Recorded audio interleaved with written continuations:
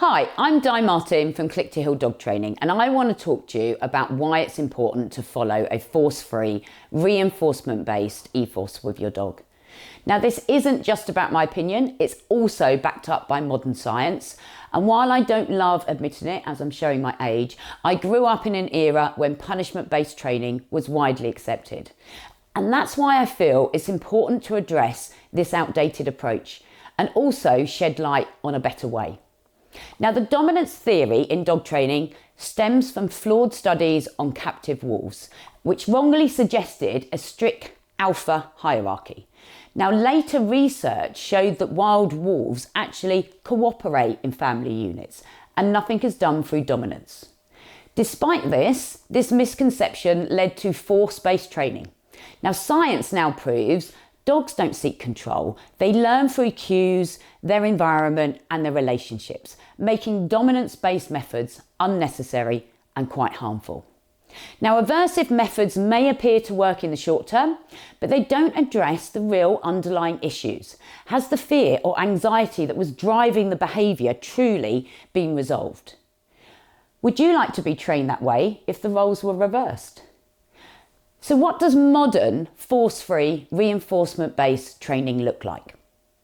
Now, successful training is built on trust, understanding, and a really strong relationship. And the best trainers are interested in working to understand and address the kind of underlying emotions of the dog. And this gives the best training outcomes and can drive longer lasting behaviour change.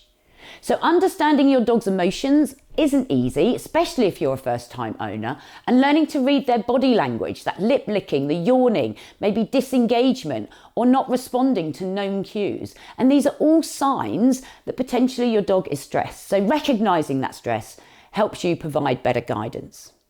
Once we recognise the emotion, we can help shape and change that emotional response.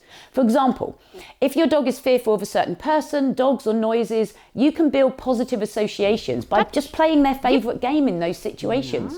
Once their emotions change, behaviours like barking, lunging, pulling on the lead will naturally improve. There's no need for slip leads or correction collars. Pulling on the lead is often a learnt behaviour or a reaction to environmental stress.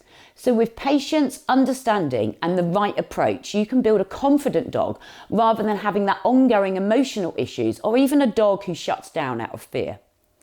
When it comes to training, make it fun. Start with engaging games to build trust and create a clear, consistent communication process. So using a short, distinct word to mark correct behaviour makes it much easier for your dog to understand when they're correct. So my word would be, yep. By reinforcing the behaviour with their favourite reward, they're more likely to reliably repeat that behaviour. Break the exercises down into small steps and don't rush the process. Sometimes progress means we've got to revisit those earlier stages.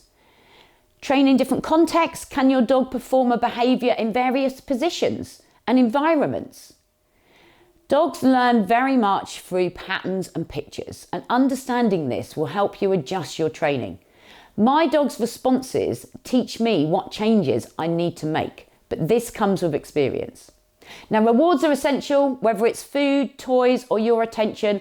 Just like us, dogs are motivated by rewards. So celebrate every effort they make to keep them motivated. If my dogs don't get something quite right, they still receive a treat and encouragement, really, and that's about maintaining and building their confidence. So saying something like a soft well done for trying and giving them a treat is enough to keep them engaged in that session. If you'd like to learn more about effective science-backed training, give us a call at Click to Heal. We're here to help, no matter where you are.